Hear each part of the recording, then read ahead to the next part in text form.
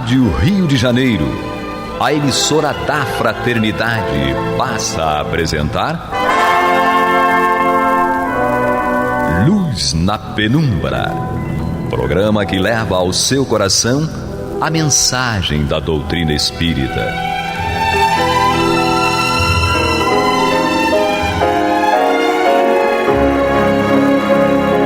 E com vocês, João Batista, para o estudo de O Livro dos Espíritos, da obra codificada por Allan Kardec. O Pai do Céu nos guarde e nos abençoe. Louvado seja nosso Senhor Jesus Cristo. E que possamos fazer do tempo esta dádiva que a todos nós é dada de maneira igual, um recurso a mais, para que a nossa caminhada seja cada dia mais firme e consistente na conquista dos valores espirituais que nos levarão à verdadeira felicidade. Hoje temos em nossa companhia 3 companheiros e hoje vamos fazer o Ladies First. Guilhermina, primeiro. Muito bom estar novamente juntos, estudando Espiritismo. Temos também Astênio. Cada dia é uma página nova no livro da nossa vida. E Leir Storti. Queridos amigos e irmãos, desejamos a todos muita felicidade. Leiam sempre Kardec, estudem, para que isso tudo possa refletir em família. Eu espero que o Leir não fique aborrecido com uma consideração que eu vou fazer, viu? O Leir, ele é proibido para diabético, viu? É doce? É uma pessoa muito doce. Você é assim, doce sempre, Leir? Não queira saber, né, Leir? Não pergunte. Não, eu vejo pelo Marcelo Arana, que é filho dele, né? Que também é uma pessoa muito doce, né? Já vi que essa doçura é dono de família, né? Hein? Seguimos o caminho. E você adora Francisco de Assis, né? A família inteira. Somos dois. A família inteira lá em casa está cheia de quadro pela parede. Somos dois. Francisco de Assis sem comentários. Exato. Então, vamos dar sequência ao capítulo 7º da conclusão de O Livro dos Espíritos, começando com Guilhermina. Bom, dando continuidade. Seria exigir demais, nós vimos os adversários, seria exigir demais da natureza humana acreditar que ela pudesse transformar-se subitamente por efeito de ideias espíritas. É querer demais, né? A gente vem, cada um concreto, com as suas coisas arraigadas, com suas coisas cimentadas lá no fundo. Aí, de repente, você tem contato com as ideias espíritas, de súbito você fica um espírito evoluído. Claro que não vai rolar isso. A ação que as ideias espíritas, exercem não é certamente a mesma, nem do mesmo grau em todos que a professam, porque cada um está caminhando num espaço, num tempo. Cada um está caminhando dentro de um degrau. Então, as ideias espíritas vão exercer de alguma forma, de acordo com o que nós estamos. A vontade de cada um. Seja, porém, qual for o resultado dessa ação, por menor que seja, representa sempre uma melhora. Isso é uma coisa concreta.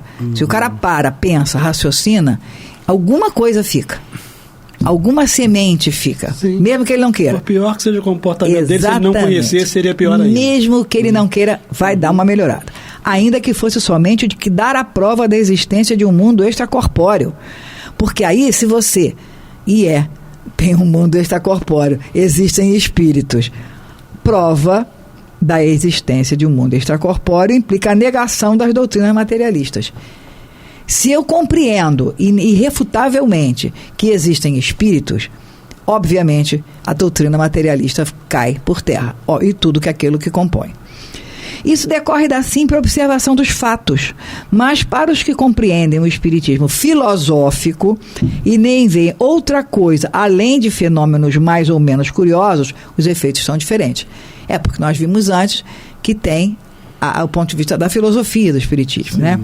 O primeiro efeito, e o mais geral, consiste em desenvolver o sentimento religioso naquele que, mesmo não sendo materialista, olha com indiferença para as questões espirituais. Deus existe? Tá. Mas para por aí. Até porque incomoda, né? Mas a gente vai ver mais adiante. Acredita que Deus existe, mas vive como se ele não existisse. Exatamente, né? Acredita que... Tá, eu sei que Deus existe.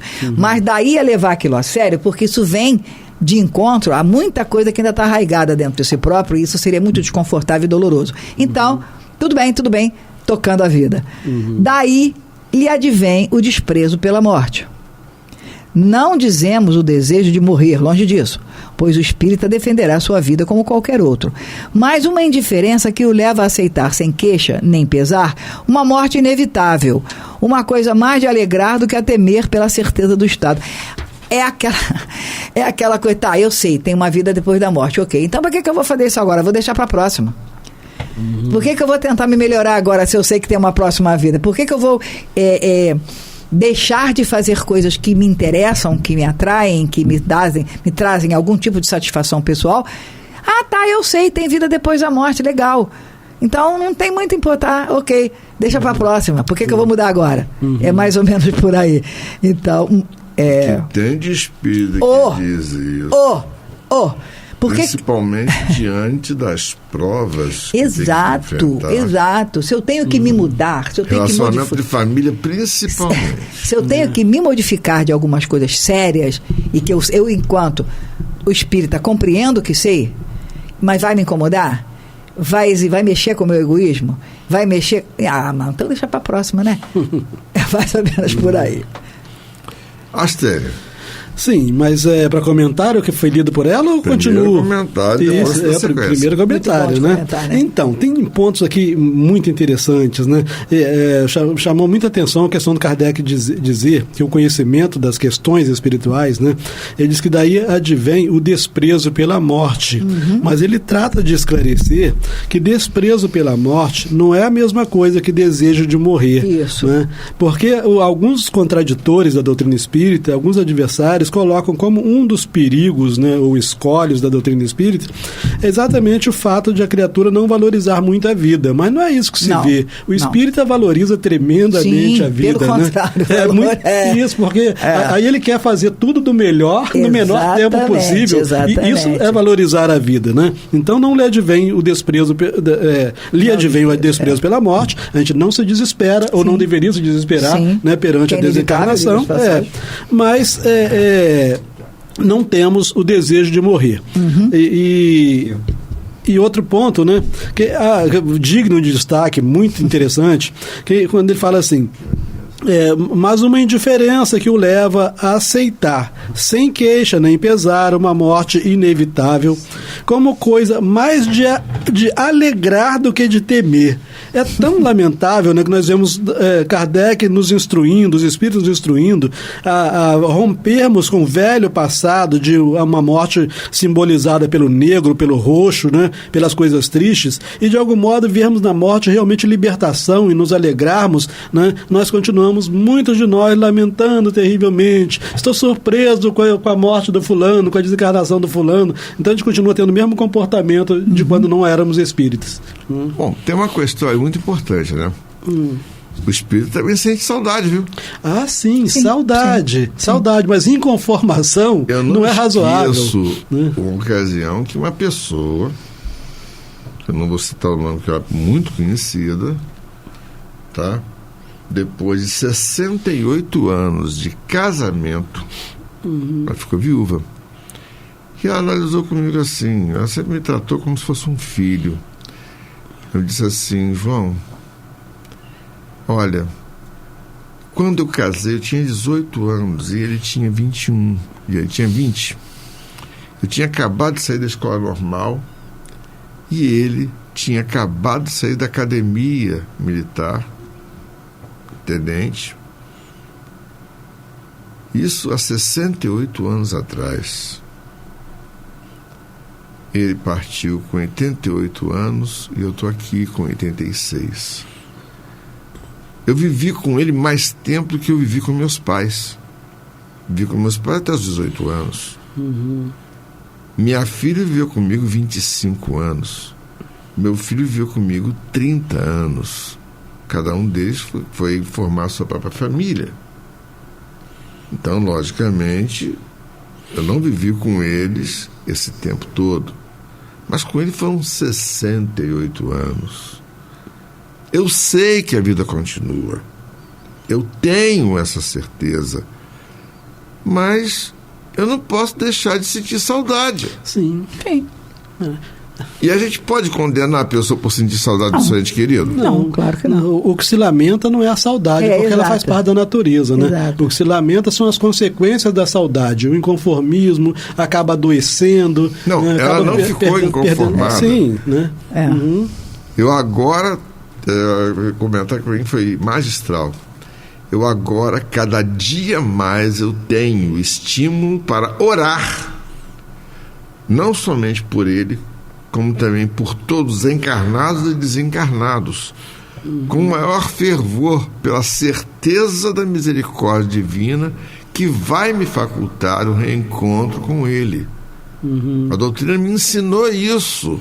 Sim. A vida continua, eu tenho que cultivar esse vínculo com a espiritualidade, e é a prece o meu vínculo. Eu tenho que orar não para lamentar a partida dele, mas para agradecer os 68 anos de convívio que nós tivemos na vida material e que com certeza vão facultar um convívio muito mais longo depois na vida espiritual. E certamente as preces dela vão facultar benefícios para si própria e para ele. Óbvio. Olha, eu com essa experiência desses textos, a minha esposa, ela desencarnou, vai fazer 5 anos atrás.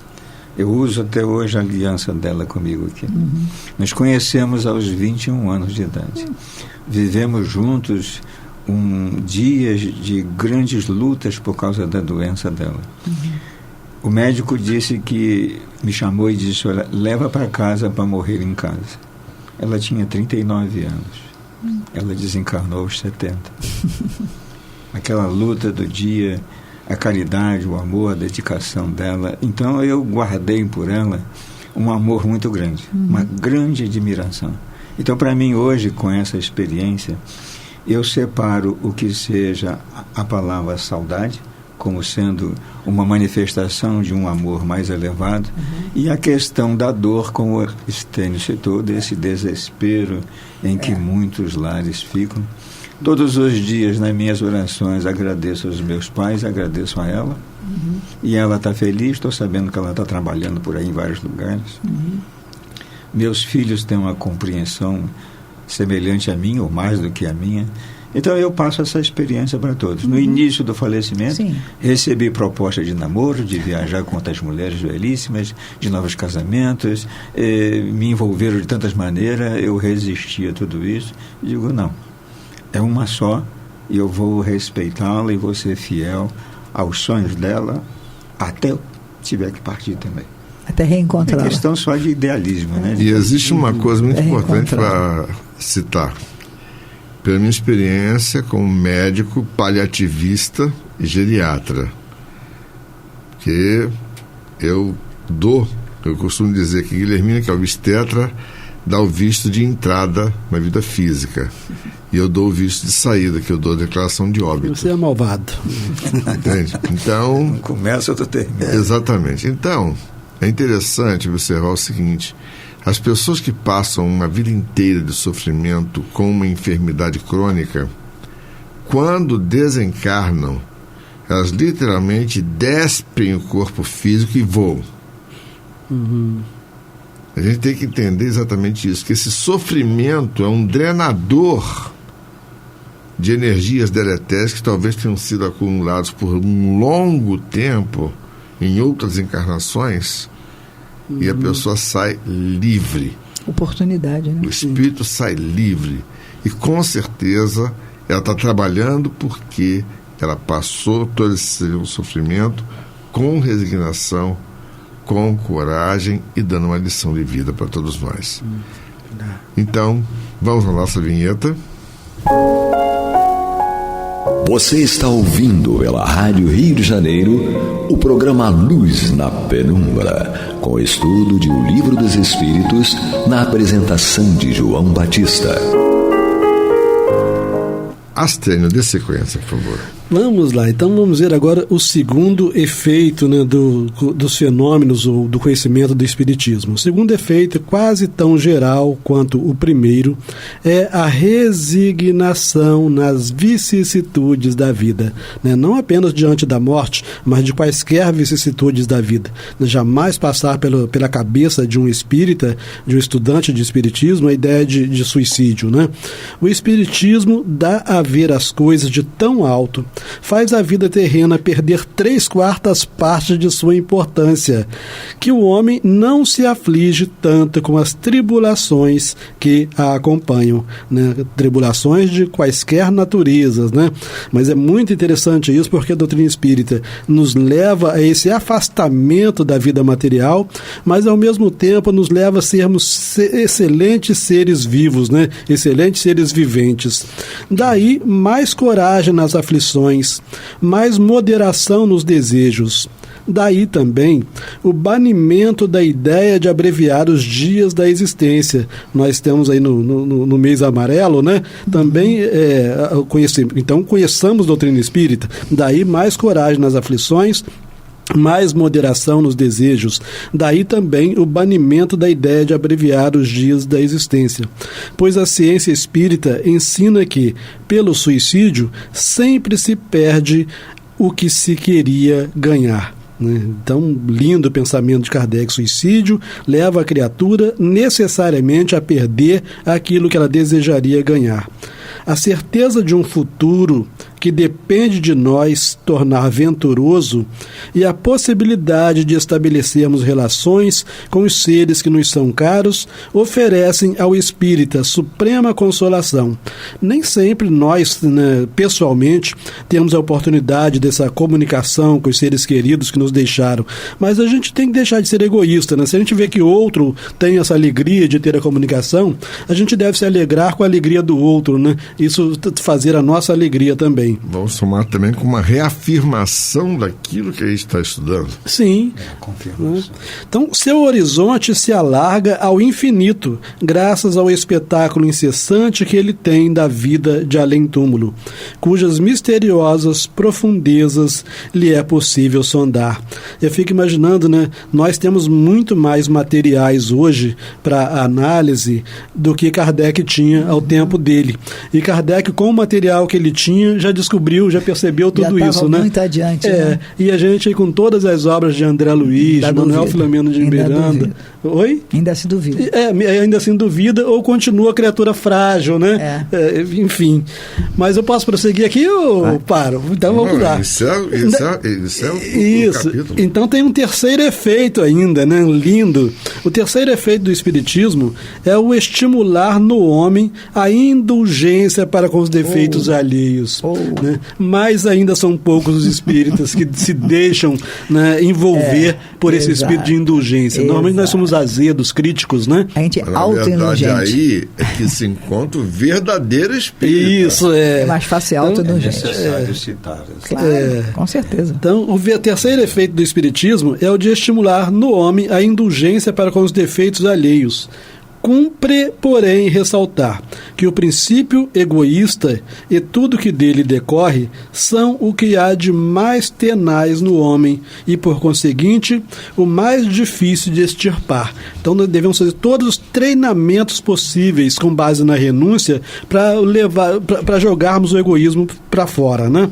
Muitas pessoas fazem sacrifícios com prazer, contanto que nada custem e de nada se privem. Quer dizer, fazem um sacrifício puramente teórico. Que sacrifício é esse, né? Então, o sacrifício prático são poucos os que sabem executar.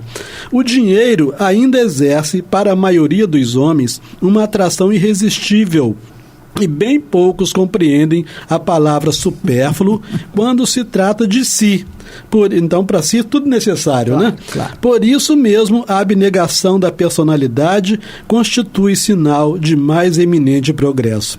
No nosso tempo realmente é muito curto, mas acho assim, válido uma colocação rápida, que a gente vê, eu conheço alguns, pelo menos, espíritas que fazem testamento para doar seus bens para obras espíritas, né? Lá a Mansão do Caminho recebe bastante, mas para dar depois da desencarnação, né? Quando não vai servir para mais nada. Só que durante a encarnação não mexe no bolso de jeito nenhum. Se essas obras precisarem acabar, acabam, porque ele só vai contribuir quando estiver morto. Eu tinha um comentário, posso fazer um comentáriozinho em cima disso, que eu tenho conversado muito isso com muitas pessoas. Nós estamos vivendo um momento atual que as pessoas não estão conseguindo perceber, ou melhor, é doloroso perceber. Cada vez mais clássico por conta da pandemia que a gente está vivendo, a gente está vendo hoje.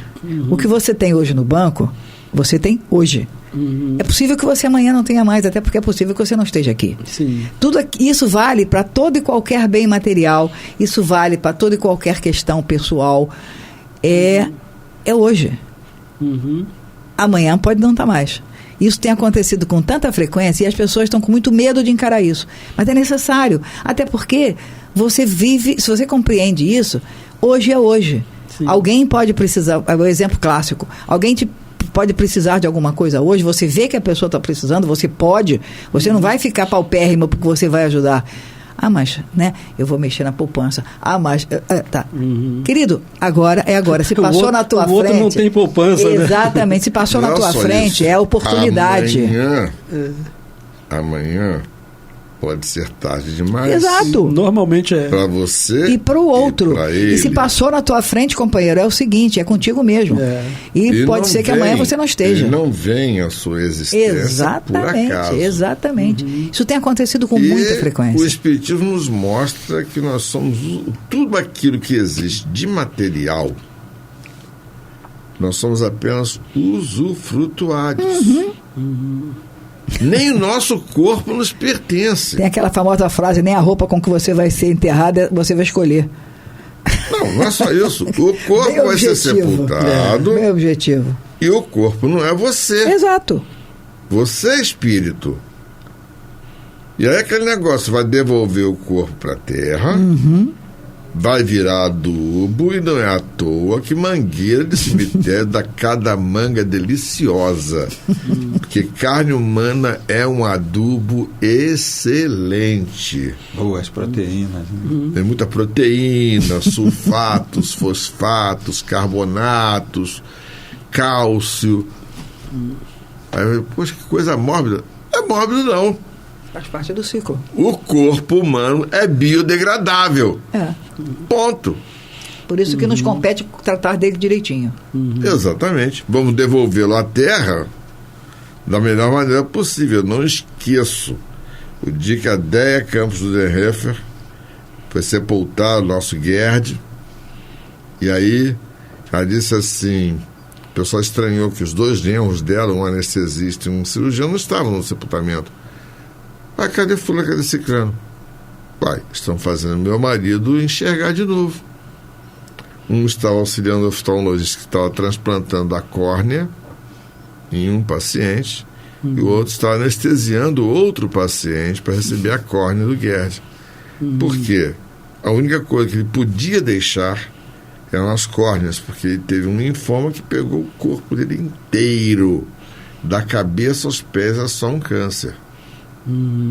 Então, e ele suportou, havia uma previsão que ele sobreviveria teoricamente 10 meses, ele sobreviveu 12 anos, lutando, e eu só vi aquele homem cair na última semana da existência terrena dele. Ele trabalhou até os últimos, até a véspera do 7º dia antes de desencarnar. Ele sabia que ia partir. Então, é isso que faz a diferença dentro da doutrina espírita. A consciência de que somos espíritos. Que nada nos pertence, e aquilo que está nas nossas mãos, Deus nos concedeu. É empréstimo. Essas declarações servem para a compreensão da expressão resignação. Exatamente. O espírita tem Isso. essa compreensão de que não pode mudar esse curso. Exatamente. Então, aqui o negócio, a abnegação da personalidade constitui o sinal do mais iminente progresso. Ou seja, nós não nos negamos simplesmente, nós não somos subservientes, nós somos conscientes. Sem dúvida. É isso que faz a diferença. Papai do Céu nos guarde, nos abençoe, hoje e agora para todos sempre. Que louvado seja nosso Senhor Jesus Cristo e que possamos fazer do tempo esta dádiva que a todos nós é dada de maneira igual, um recurso a mais para que a nossa caminhada seja cada dia mais firme e consistente na conquista dos valores espirituais que nos levarão à verdadeira felicidade. Graças a Deus. Graças a Deus.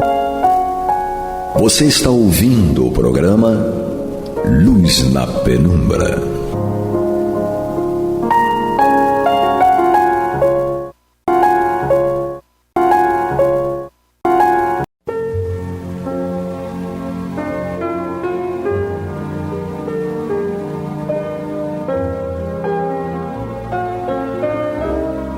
A Rádio Rio de Janeiro está levando ao seu lar e ao seu coração a mensagem consoladora da doutrina espírita, através do programa Luz na Penumbra.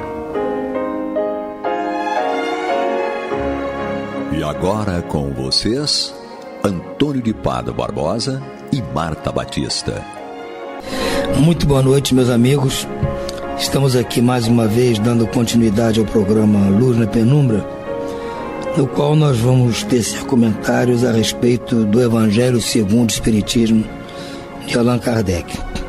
Estamos aqui, a Marta Batista e eu, para continuarmos estudando a introdução do livro.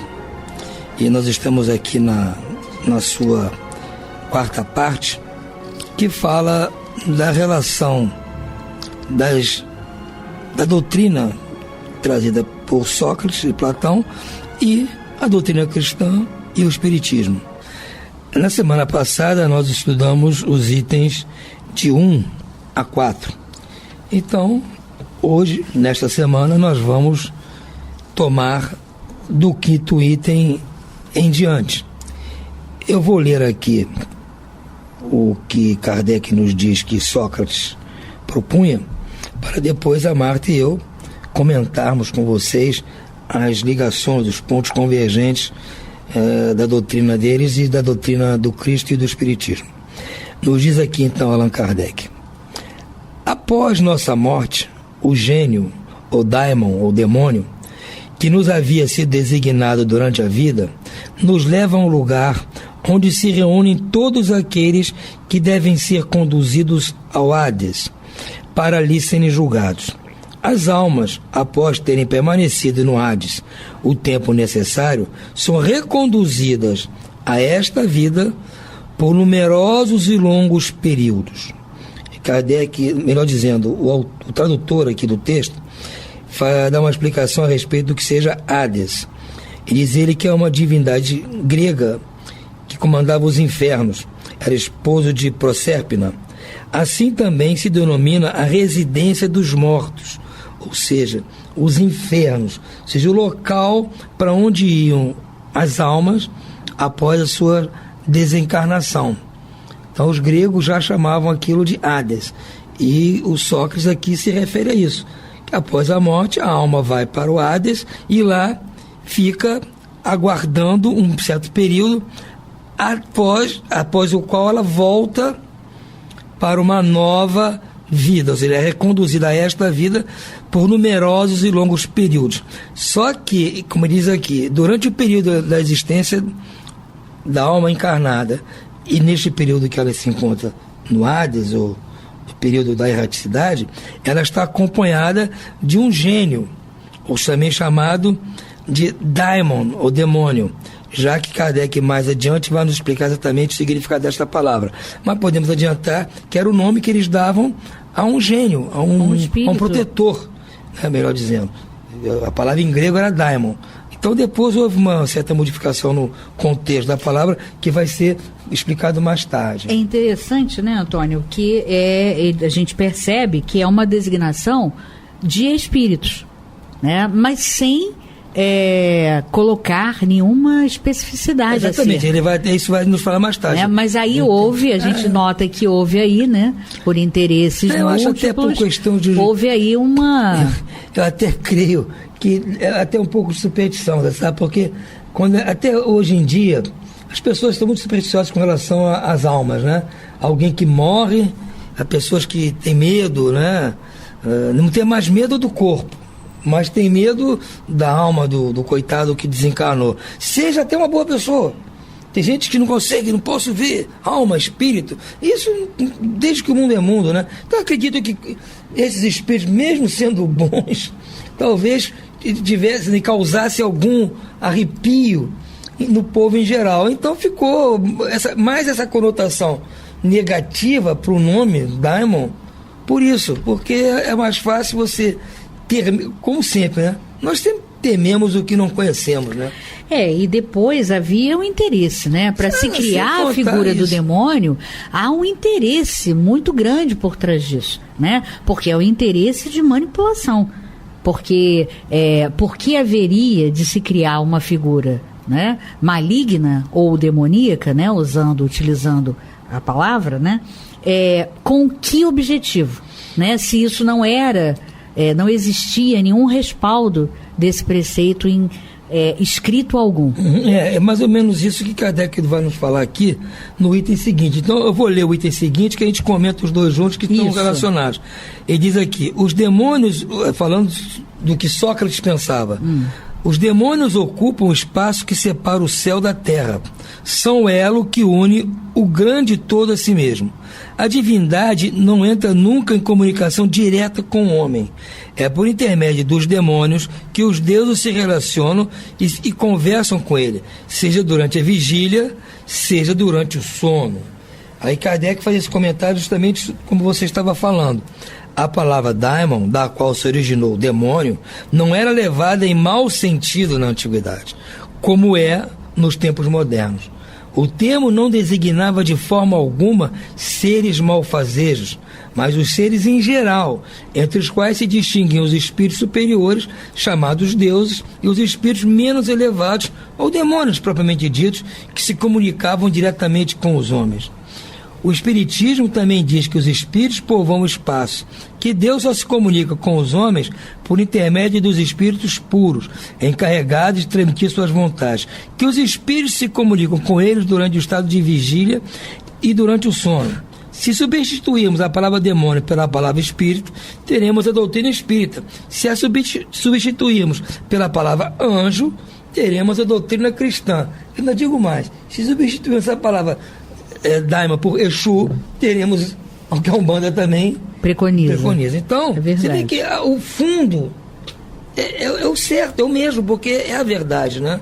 Como você falou, as pessoas, por interesses que a gente não está aqui nessa hora para discutir, por esses interesses, elas começam a dar uma conotação que atenda a esses seus interesses. Exato. Até o próprio Exu hoje em dia está com essa conotação também, né? Como se fosse uma entidade que sai para fazer o mal. Na realidade não dá, ele é um mensageiro, e o mensageiro não é responsável pela mensagem.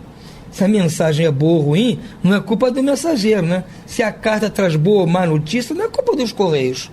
Claro. Não é verdade? Então os anjos, ou os demônios, ou os daimons, ou os espíritos, ou os exus, eles estão nos ligando aos espíritos que estão um pouco acima de nós. Esses espíritos, por sua vez, também não têm contato com a divindade, como dizia aqui Sócrates. São os espíritos puros que têm contato com a divindade. Direto. Então isso é numa escala, uma escala que está sob a égide da meritocracia. E é interessante, né? Porque existe aí, né, uma certa correspondência com a doutrina espírita, né, no sentido da caridade. Porque quando nós lembramos que a doutrina espírita é o Consolador prometido, fica aqui embutido já na doutrina de Sócrates e Platão essa visão caridosa, né? Porque ele diz: após a nossa morte, o gênio que nos havia sido designado durante a vida nos leva a um lugar onde se reúnem todos os que devem ser conduzidos ao Hades. Né? E é até interessante que eu achei um texto na Revista Espírita que fala sobre Platão e a doutrina da escolha das provas, e a gente percebe que Sócrates e Platão já falavam sobre isso está registrado num diálogo de Sócrates. Platão traz, né, um diálogo de Sócrates com Glauco, onde ele fala dessa escolha das provas, e ele cita essa questão do Érebro, né, que é justamente o que a ideologia pagã, né, nos falava sobre a seita pagã, nos falava sobre um lugar, que é esse Érebro, no qual ele se divide em dois, e os Elísios, né, dividido em Elísios, e dividido num outro lugar, que seria justamente aquele lugar que as pessoas que não são justas, né, são conduzidas. Então, ele divide em Elísios para os justos e Tártaro para os pecadores, né? E ele fala justamente sobre isso, né? Falando desse lugar, onde é o lugar onde se reúnem todas as almas para dali, então, elas serem julgadas, e por esses julgamentos, né, de acordo com aquilo que fizeram, produziram de bom ou de ruim, elas então serão encaminhadas, ou eram esferas, né, aberturas na terra e no céu. E essas aberturas, né, tinham duas aberturas correspondentes, duas na terra e duas no céu. A da direita passavam os justos, né, e a da esquerda iam os pecadores. Então, esse lugar que ele fala aqui, onde as almas se reúnem para saberem, né, para onde vão exatamente, depois daquilo que produziram, que é justamente esse local. Então você vê aqui já uma conotação caridosa, né? Quer dizer, embora elas venham a passar por um tribunal, né? E esse tribunal, nós sabemos agora, é o tribunal da nossa própria consciência, mas antes disso, há ali já um certo carinho, um certo amparo, porque esse gênio, esse espírito que foi designado para nos guiar, nos orientar, que vai nos conduzir até esse local. Quer dizer, existe aí já uma conotação, né, caridosa. A misericórdia de Deus se fazendo presente. Exatamente, né? Através desses anjos guardiães, né? Então, é como Kardec diz, esta é a doutrina dos anjos guardiães ou espíritos protetores, e das reencarnações sucessivas após intervalos mais ou menos longos de erraticidade, né? Quer dizer, então, é interessante a gente perceber que eles, 500 anos antes do Cristo aqui chegar, já tinham uma doutrina, né, que a gente sente que é precursora da doutrina cristã, e com esse toque de caridade, né, que só viria de uma forma mais intensa na terceira revelação, com a doutrina espírita ou consolador. Mostrando que ninguém está abandonado. Ninguém está só. O Pai está sempre presente através desses seus trabalhadores para nos ajudar. Mesmo as almas que devem ser conduzidas ao Hades. Todos. Olha que interessante. No Cristo não dizia que Deus manda chuva e sol para justos e injustos, para bons e maus? É a mesma coisa. Pois é. Então, cabe a cada um de nós, né, desconstruir esse inferno, né, que nos fizeram crer durante tantos e tantos séculos, né? Só nos cabe desconstruir tanto esse inferno quanto esses espíritos demoníacos, né? Ou chefiados por um demônio maior, digamos assim. Temos que desconstruir. E por mais que a gente se trabalhe, a gente percebe, né, e por mais que se estude a doutrina espírita, que te liberta de todos esses dogmas, né, negativos, você percebe ainda muitas vezes ao longo da nossa trajetória alguns rançozinhos dessas informações, né? Medos que você não percebe, mas por que eu estou tão preocupado? Né? Aí você vai parar para pensar, né, por quê? Né? Você esquece de fazer um pagamento, né? E lembra que precisa retornar a esse local porque você esqueceu de fazer o pagamento, né? E por que você está tão preocupado se você já lembrou e vai retornar? Porque você tem dentro de você já a ideia de honestidade como algo certo, né? É justamente aquelas ideias passadas, né? De inferno, de julgamentos, né? De pecados, né? Pecados aí subdivididos em vários graus, que fazem com que a gente tenha atitudes como essa. Porque a nossa alma, ela vai se purificando aos poucos. Ela não pode se tornar pura da noite para o dia, de uma vida para outra. É um processo de coagem. Nossa alma vai passando pela peneira, pelo pano, para ser coada. Aos poucos, ela se livra de umas certas sujeiras, depois outras e outras e outras. E esse processo vai quase que ao infinito para que nós nos tornemos puros. Hoje, ainda temos muita coisa que precisa ainda ser coada. Dentro dessas coisas, como você disse, há estes medos, essas coisas que são resquícios daquilo que foi coado e tirado de nós. Mas não tirou ainda 100%. Ainda tem aqueles resquícios, aqueles veios, aquela tinta que ainda sujou o pano. Muitos sedimentos. Tem muita coisa ainda que tem que ser retirada, mas... E só existe, Antônio, uma coisa que te liberta e faz com que esse coador saia cada vez mais limpo. É o estudo da doutrina. Porque só ele é que vai te conferir, né, a informação correta, já totalmente liberta, né, de todo o dogmatismo que foi criado, né, e, digamos assim, ajuntado ao longo desses séculos todos. Então, só isso vai te libertar. Bom, mas foi ele que disse que conhecereis a verdade e a verdade vos libertará. Então, o conhecimento é que vai nos libertar. Agora, o problema que sempre houve e por um tempo ainda vai haver, é que o conhecimento pode ser desvirtuado por nós mesmos. Então, a maneira de nós sabermos se o conhecimento vai ser útil ou não para nos ajudar nessa coagem é o controle universal. Exatamente. Do ensino, como diz aqui no Item 2. Exatamente. Esse conhecimento tem que passar pelo controle universal do crivo da lógica, do bom senso e do amor. Ou seja, nós podemos ler tudo, claro, mas é fundamental que quando, no tocante, aquilo que irá nortear o que é doutrinário ou não, deva ser devidamente anotado e retirado do código da codificação. Então, a codificação é que vai acertar toda e qualquer dúvida que venhamos a ter em termos doutrinários, né? E não ao contrário, como às vezes nós ouvimos.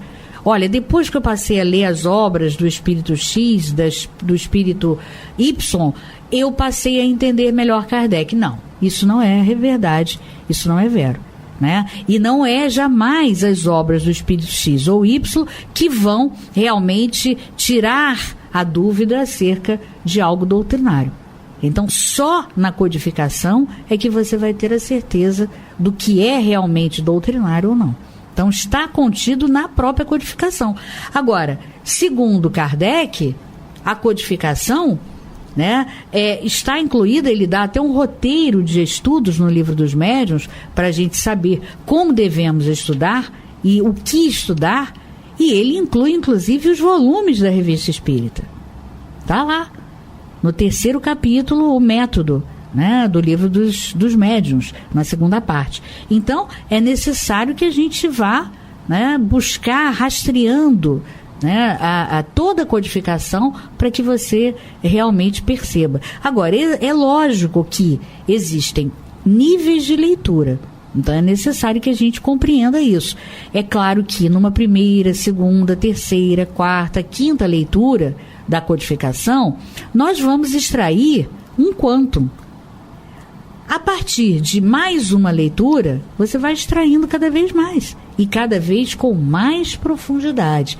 É aí que você vai captar, e isso acontece o tempo todo conosco, né?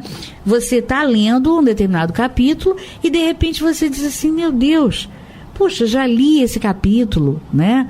Sei lá, talvez centenas de vezes ao longo desses tantos anos que eu sou espírita, e não havia ainda percebido essa conotação. E é isso que acontece. Então, níveis de leitura é exatamente o que nós precisamos mergulhar de forma cada vez mais profunda. E é só a repetição, né, aliado a uma busca constante de mais cultura, é que vai realmente aprofundar o nível de leitura. Sem dúvida. E aqui no item 7, Kardec nos diz que Sócrates tinha o seguinte, tinha uma preocupação constante do filósofo, ou seja, dele e Platão, de tomar o maior cuidado com a alma e menos com esta vida, que não representa mais que um instante perante a eternidade. Se a alma é imortal, não é sábio viver tendo em vista a eternidade? Ou seja, essa pergunta exatamente. É coisa de Kardec, né? É de uma sabedoria. Se eles viviam preocupados realmente com a alma, estavam preocupados com a eternidade, sabiam que a vida é um hiato na vida verdadeira, né? E ele diz aqui, Kardec, o cristianismo e o espiritismo ensinam exatamente a mesma coisa, que nós devemos jogar, vamos assim, nossas riquezas, buscar as riquezas no reino dos céus, não dizia o Cristo? Claro. Que lá não há problema de traça, de ladrão ou de ferrugem, não é? Não devemos nos preocupar com as riquezas daqui da vida terrena. Não é que seja certo, mas é compreensível que nós fôssemos ainda violentos, egoístas e tudo mais. Então, naquela época, uma época desse tipo, em Sócrates já propõe que nós não devemos nos preocupar com as coisas materiais, devemos nos preocupar com a vida eterna.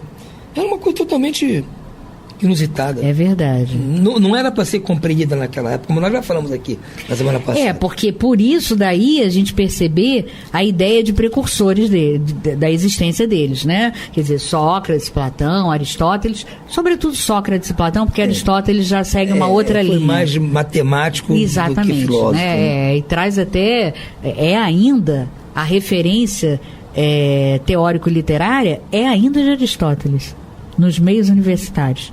Né?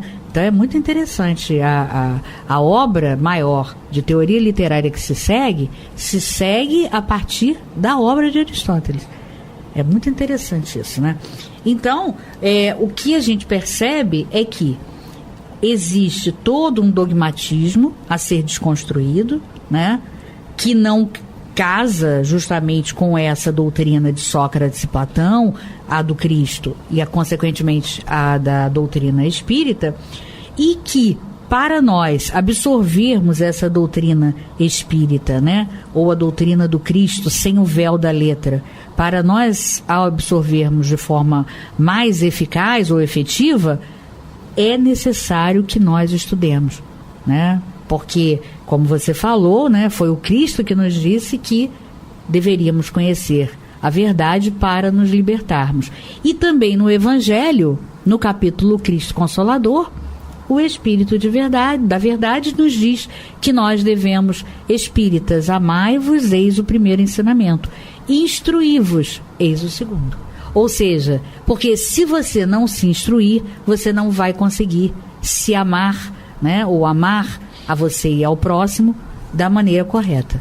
Quer dizer, nós vamos repetir, né, aquela visão equivocada que tínhamos no passado. Então, é uma correlação muito estreita, né, entre essa ideia dos anjos guardiães, né, daqueles espíritos protetores que nos conduzem, nos orientam, nos guiam durante a nossa trajetória, né? E que neste momento específico da nossa trajetória, como provas e expiações, humanidades, né, de provas e expiações, é mais do que necessário. Porque os espíritos dizem que nós, nesse estágio, 5 minutos sem a orientação dos espíritos protetores, o planeta poderia implodir. Não, você vê, além dessa ligação com essa teoria dos anjos guardiães, há também o período na erraticidade. Exatamente. Como um intervalo de uma encarnação a outra, onde o espírito vai ser julgado, ou seja, ali ele vai ter oportunidade de se julgar, se conhecer, para ver onde ele precisa mexer na existência subsequente. E até uma forma também de descansar um pouco, né? Não. Porque nós temos um limite intelecto-moral, né? E esse limite intelecto-moral que chega a um ponto, a gente observa isso, né? Quando a gente no dia a dia, né? A gente vai, se esforça, né? A gente trabalha no sentido de nos esforçar cada vez mais para nos melhorar. Mas existe um limite, né? Existe um limite, claro, é um limite temporário, né? Então é preciso respeitar. Daí a ideia, né, dos períodos de descanso que muitos não respeitam, não sei por quê. É até como se fosse esse período na reticidade, como se fosse o chamado freio de arrumação, né? Isso. Tem naquela freada pra gente arrumar e ver pra onde vai cheio, seguir, né? O caminho. O ônibus cheio, né? O freio de arrumação é perfeito. Vou pra aqui, eu vou pra ali. Então, esse estágio lá no Hades ou na erraticidade é para que nós examinemos qual o nosso curso a ser seguido. Isso. Mas nós já estamos recebendo aqui o aviso de que o tempo nosso se esgotou. Então, Marta, vamos ficar hoje por aqui. Amanhã nós continuamos com esse estudo. E para você, para os nossos ouvintes, muito boa noite e muita paz. A todos, uma boa noite e muita paz.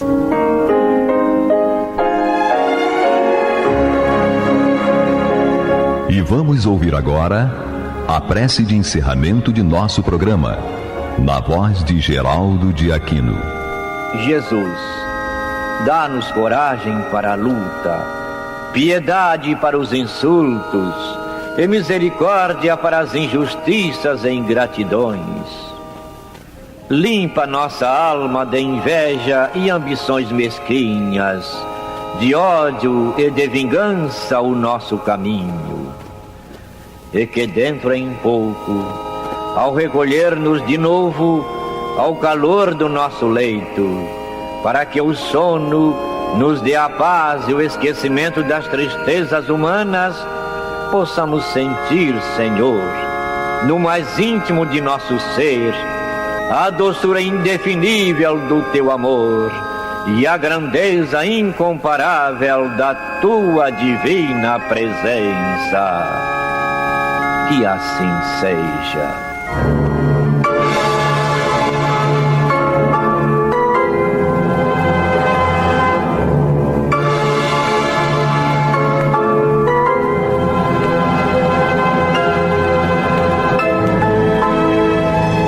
Acabamos de apresentar o programa Luz na Penumbra, que voltará a ser apresentado amanhã às 21 horas nesta emissora.